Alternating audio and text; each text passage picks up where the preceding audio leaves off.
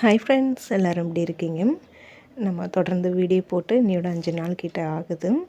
கொஞ்சம் வேலை அலைச்சல், அதனால தான் என்னால் லாங் வீடியோ ஷேர் பண்ணுறதுக்கு முடியல.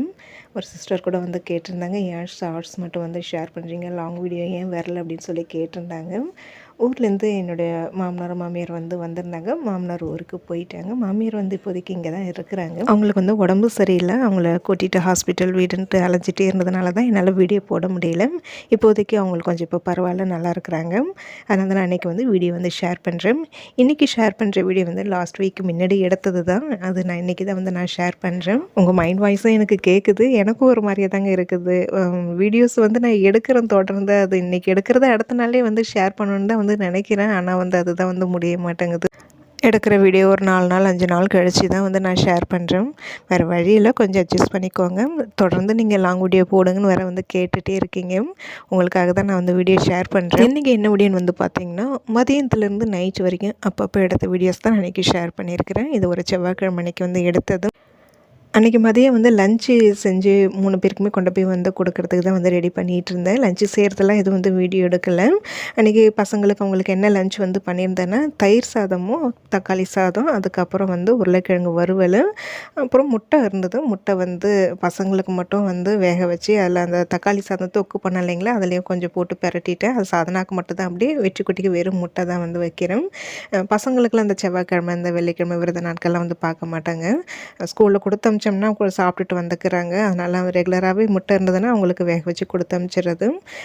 தயிர் சாதம் ஆள் கொஞ்சம் கொஞ்சம் அதுவும் கிளறி வச்சுட்டேன். வெற்றிக்குட்டி கேரட்லாம் போட்டு வேணும்னு சொல்லி கேட்டிருந்தேன். அவனுக்கு அதுமாரி பண்ணியிருந்தேன் மெயினாக.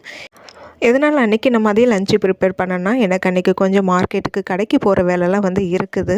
எப்படியும் வெளியில் கிளம்ப தான் போகிறோம். அதுக்கு எதுக்கு காலையிலே அவசர அவசரமாக எழுந்து பசங்களுக்கு லஞ்சு செஞ்சு கொடுக்கணும். ஒரு நாளாவது இன்றைக்கி மதிய டைமில் நம்ம ஃப்ரெஷ்ஷாக செஞ்சு கொண்டு போய் கொடுக்கலாமே அப்படிங்கிறனால தான் நான் காலையில் வெறும் டிஃபனோடு விட்டுட்டேன். அதனால தான் மதிய டைமில் ஒரு 12 மணிக்குள்ளெல்லாம் கடகடன்னு இந்த 2 வெரைட்டி ரைஸ் தான் பண்ணியிருந்தேன். பண்ணிவிட்டு பசங்களுக்கு அவங்களுக்குலாம் கொண்டு கொடுத்துட்டு வரும்போது பூ, தேங்காய், அதுக்கப்புறம் ட்ரெஸ்ஸு கொஞ்சம் ஆல்ட்ரேஷனுக்கு கொடுத்துருந்தேன். அதையும் வாங்கிட்டு அப்படியே வீட்டுக்கு வந்தாச்சு. மேலே ஏறும்போதே கீழே நம்ம வெத்தலை கொடி வச்சுருக்கோம் இல்லைங்களா, வெத்தலையும் பிச்சுட்டு வந்தேன். இன்றைக்கி செவ்வாய்க்கிழமை அதுவுமே வெற்றிலை தீபம் போடுவேன். செவ்வாய்க்கிழமையில் செவ்வாய் ஓரையில், அதாவது மதியம் 1 மணிலேருந்து 2 மணி வரைக்கும் அந்த நேரத்தில் தான் நான் வெற்றிலை தீபம் போடுறதுங்க. அந்த டைம் தான் எனக்கு கரெக்டாக செட் ஆகுது. ரொம்ப அமைதியாக இருக்கும், பீஸ்ஃபுல்லாகவும் இருக்குங்க. அந்த டைம் எனக்கு சுவாமி பாட்டு கேட்டுக்கிட்டே வெற்றிலை தீபம் போடுறது எனக்கு மனசுக்கு ரொம்ப நிறைவாக இருக்குது. எந்த ஒரு டிஸ்டர்பன்ஸும் இருக்காது. அதனால தான் நான் செவ்வாய்க்கிழமையில் இந்த டைம் நான் சூஸ் பண்ணியிருக்கிறேன். காலையில் 6 மணிலேருந்து 7 மணி செவ்வாய் ஓரை இருக்குது. அதுக்கப்புறம் நைட்டு 8 மணிலேருந்து 9 மணி வரை இருக்குது. எனக்கு இந்த மதியம் 1 மணிலேருந்து 2 மணி வரைக்கும் இந்த டைம் தான் எனக்கு செட் ஆகுது. பச்சை மிளகாய், அதுக்கப்புறம் இந்த பச்சை கத்திரிக்காய் நல்லா ஃப்ரெஷ்ஷாக இருந்தது. அந்த பச்சை கத்திரிக்காயில் கொஸ்து பண்ண சாதனாக்கு ரொம்ப ரொம்ப பிடிக்கும். அதை பார்த்ததுமே எனக்கு அவன் ஞாபகம் தான் வந்தது. அதனால் அது வாங்கிட்டு ஃப்ரூட்ஸ் பசங்களுக்கு வாங்கிட்டு வந்திருந்தேன். இந்த கமலா ஆரஞ்சும் திராட்சை 2மே பசங்க ரொம்ப விரும்பி சாப்பிடுவாங்க. இன்றைக்கி ஈவினிங் பசங்களுக்கு ஸ்நாக்ஸ் செய்கிற வேலை இல்லை. இன்றைக்கி இந்த 2 ஃப்ரூட்ஸ் தான் எடுத்துகிட்டு போகணும்.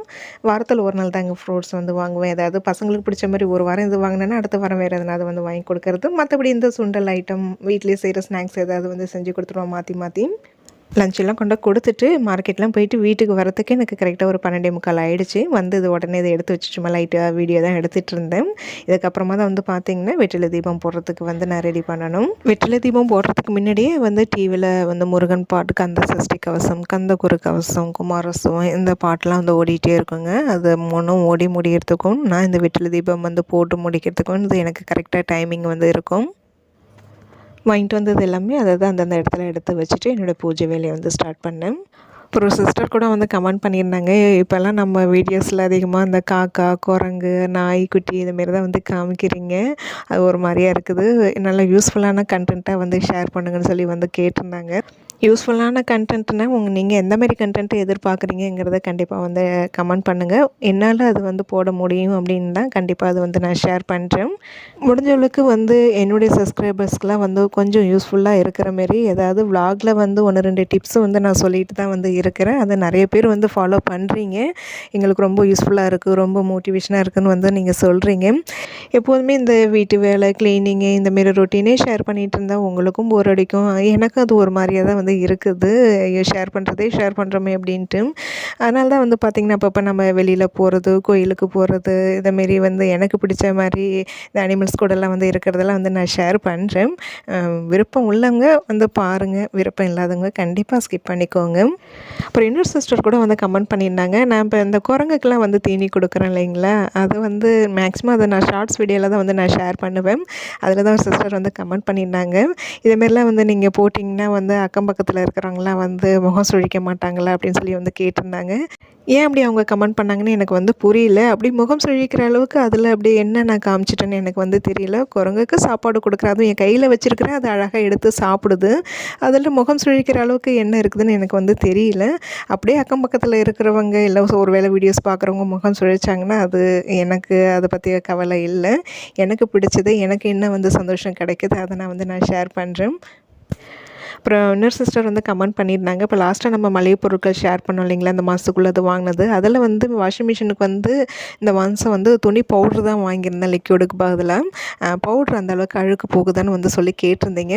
அதாவது லிக்யூடில் யூஸ் பண்ணுறதுக்கும் பவுடரில் யூஸ் பண்ணுறதுக்கும் கொஞ்சம் டிஃப்ரெண்ட் இருக்குது தான். அந்த அளவுக்கு அழுக்கு போகலை தான். இருந்தாலும் இந்த மாதம் வந்து பட்ஜெட் கொஞ்சம் வந்து பார்த்து தான் செலவு பண்ணுற மாரி இருந்ததுனால விலை கம்மியாக இருக்குன்ட்டு தான் நான் பவுட்ரு வாங்கியிருந்தேன்.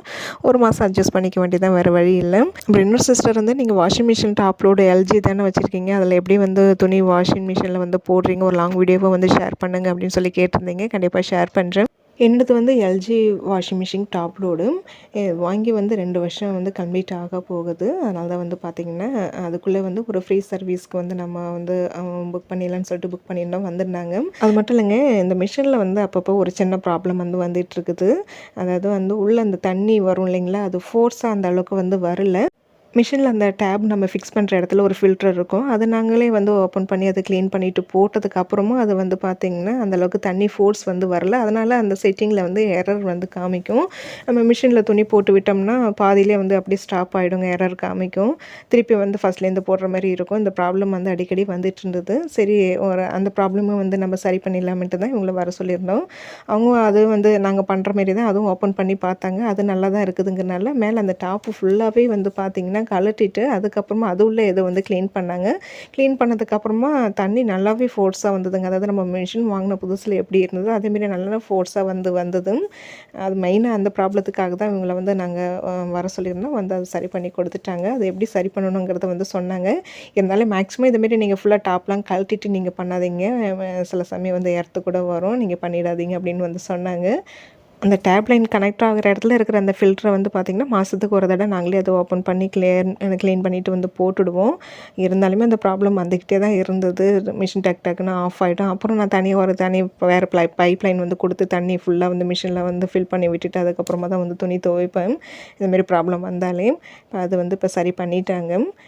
வாஷிங் மிஷினுக்கு வந்து 2 இயர்ஸ் வந்து வாரண்ட்டி, அது முடிய போதுங்கிறனால அதனால தான் நாங்கள் ஃபோன் பண்ணி வர சொல்லியிருந்தோம். இன்றைக்கி பண்ண சர்வீஸ் வந்து ஃப்ரீ தான். அதுக்கப்புறம் இந்த ட்ரம்முக்குள்ளே அந்த ஃபில்டர் இருக்கும் இல்லைங்களா, அந்த உள்ள அழுக்கு சேர அந்த ஃபில்டர் இருக்குது இல்லைங்களா, அது எப்போதுமே நான் வந்து வாரத்துக்கு ஒரு தடவை எடுத்து வந்து க்ளீன் பண்ணிவிடுவேங்க. இது க்ளீன் பண்ணி ஒரு வாரம் ஆகுது. அதுக்குள்ளே உள்ள பாருங்கள் எவ்வளோ வந்து அந்த அழுக்கெல்லாம் இருக்குதுன்ட்டு. இந்த ஒயிட் கலர் மேலே வந்து அந்த ப்ளூ கலர் மூடி ஒன்று மூடுறது இருக்குங்க. அது வந்து கிட்டத்தட்ட 6 மாதமாக அதை என்னால் கழட்டவே முடியல. அதுக்கு முன்னாடிலாம் கழட்டிட்டு தான் வந்து க்ளீன் பண்ணுவேன். அது ரொம்ப டைட்டான மாரி ஆகிடுச்சு. அது கழட்டுனா எங்கே உடச்சிக்குமோன்னு பயந்துக்கிட்டே நான் அது கழட்டாமலே தான் வந்து அந்த ஒயிட்டை மட்டும் வந்து க்ளீன் பண்ணி போட்டுட்ருந்தேன். அப்புறம் இவங்களை கொஞ்சம் கழட்டி கொடுங்கன்னு சொன்னேன் இப்போ சர்வீஸ் பண்ண வந்தவங்கள. அப்புறம் அவங்க கழட்டி கொடுத்ததுக்கப்புறம் நல்லாவே அந்த ஹோல்ஸில் இருக்கிற அழுக்கு எல்லாமே க்ளீன் பண்ணி கொடுத்துட்டேன். அப்புறம் அவங்களே வந்து செட் பண்ணி கொடுத்துட்டாங்க. வாஷிங் மிஷினுக்கு அந்த சர்வீஸ்லாம் முடிச்சதுக்கப்புறமா அப்புறம் கொஞ்சம் நேரம் ரெஸ்ட் எடுத்துகிட்டு அதுக்கப்புறம் நைட்டு டிஃபன் வேலையை வந்து பார்க்க ஸ்டார்ட் பண்ணிட்டேன். அதுக்கு முன்னாடி வந்து பார்த்திங்கன்னா ரவா மைதா தோசைக்கு வந்து மாவு கரைச்சி வச்சுருந்தேன். வேறு ஒன்றும் இல்லைங்க, வெறும் மைதா ரவை கொஞ்சமாக அரிசி மாவு கலந்து தான் ஊற வச்சுருந்தேன். தாளிக்கெல்லாம் இல்லைங்க, சும்மாவே அப்படியே வந்து கொஞ்சம் தண்ணியாட்டம் கரைச்சி மொண்டு ஊற்றுற வேலை தான். இது கொஞ்சம் நல்லா கிறிஸ்பியாக பண்ணால் தான் ரொம்ப நல்லாயிருக்கும். இந்த ரவா தோசைலாம் நல்லா கிறிஸ்பியாக வந்து சுட்டு கொடுத்தோம்னா ஆளுக்கு ஒரு 4-5ன்னு வந்து சாப்பிடுவாங்க. ஏன்னா ரொம்ப மெலிசாக தான் இருக்கும். நல்லா விரும்பி சாப்பிடுவாங்க. அதுக்கெல்லாம் ஒரு தோசைக்கல்லை வச்சுட்டாலாம் ரொம்ப நேரம்லாம் நின்றுட்டு இது ஊற்ற முடியாதுங்க. குறைஞ்சது ஒரு 2 தோசைக்கல் இருந்தால் மாற்றி ஊற்றிடலாம். என்கிட்ட 3 தோசைக்கல் இருந்ததுனால இப்போ நம்ம ரீசெண்டாக இந்த அடுப்பும் வாங்கினதுனால இன்னும் ரொம்ப ஈஸியாக போயிடுச்சுங்க. கடகடன்னு 3 தோசைக்கல்லையும் மாற்றி ஊற்றிட்டேன். எனக்கு டக்குன்னு வேலை முடிஞ்சது. அதுக்கு தொட்டுக்கிறதுக்கு வந்து தக்காளி சட்னி தான் வந்து அரைச்சிருந்தேன். இன்றைக்கி மதியத்துலேருந்து நைட் வரைக்கும் வந்து இப்படி தாங்க வந்து போச்சு. இதை தான் நான் இன்றைக்கி வந்து ஷேர் பண்ணியிருக்கிறேன். இன்றைக்கி ஒரு சிம்பிளான ஒரு விலாகு தான். கண்டிப்பாக உங்களுக்கு இந்த வீடியோ பிடிச்சிருக்கும்னு நினைக்கிறேன். வீடியோ பிடிச்சிருந்தா லைக் பண்ணுங்கள். அப்படியே நம்ம சேனல்லையும் வந்து சப்ஸ்கிரைப் பண்ணிக்கோங்க. நாளைக்கு இன்னொரு விலாகில் வந்து பார்க்கலாம்.